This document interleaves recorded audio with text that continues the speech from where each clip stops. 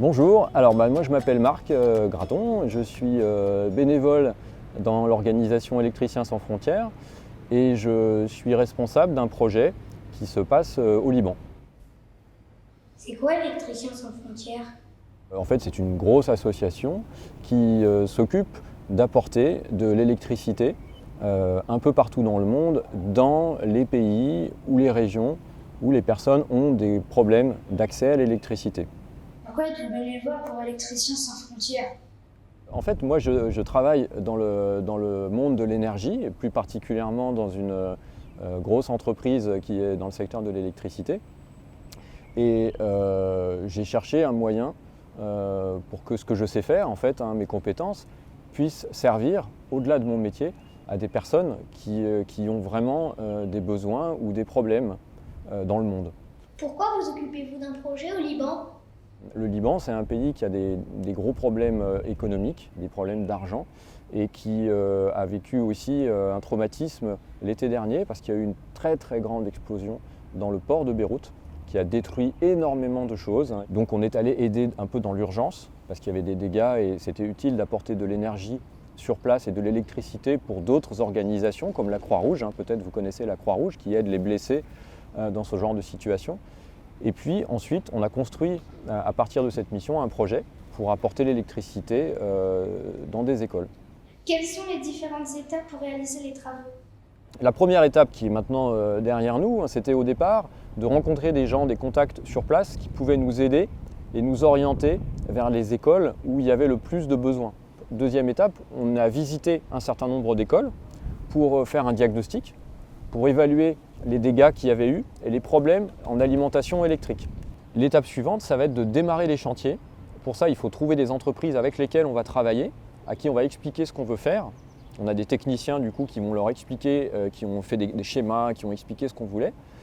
On choisit l'entreprise et c'est elle qui va installer une centrale solaire qui va pouvoir fabriquer de l'électricité avec l'énergie du soleil pour cette école. Donc du coup, ça va résoudre beaucoup de problèmes pour cette école. Et puis l'étape suivante, ça va être de contrôler le chantier, de vérifier que tout fonctionne, de faire une formation sur place pour expliquer comment ça fonctionne. On aura encore une dernière étape pendant 2 ans où on va suivre la façon dont ça se passe. Ils vont nous envoyer des informations pour qu'on puisse suivre le projet et savoir si tout fonctionne bien comme prévu et si ça leur rend bien les services qu'on voulait leur rendre. Qu'allez-vous faire comme travaux à Beyrouth?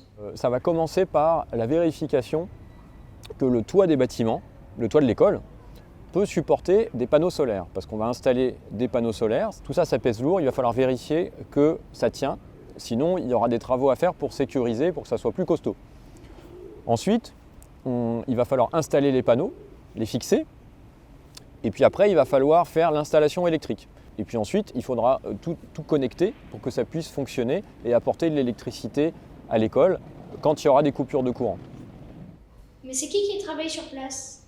D'abord sur place, on a une personne de notre équipe qui est restée à Beyrouth et qui va y rester encore pendant un certain nombre de mois et qui est en contact avec les écoles, les représentants de l'école pour organiser le projet, organiser les chantiers, etc.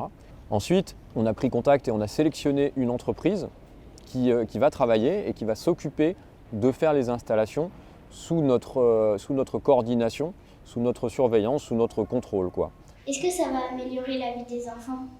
Ce qu'on installe, ça leur permet de bénéficier de l'énergie du soleil, gratuitement, on va dire, parce que c'est nous qui leur apportons. Et ensuite, ça va leur permettre d'avoir une facture d'électricité qui va être beaucoup, beaucoup plus légère. Donc on espère que grâce à nous, elles vont continuer à accueillir beaucoup d'enfants, et notamment des enfants très pauvres. Avez-vous une anecdote à nous raconter pour cette mission? On se rend compte à quel point, sans électricité, rien ne va plus.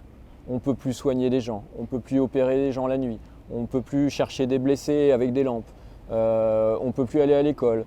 Voilà, plus rien ne marche. Pensez que l'électricité, c'est vraiment quelque chose de précieux.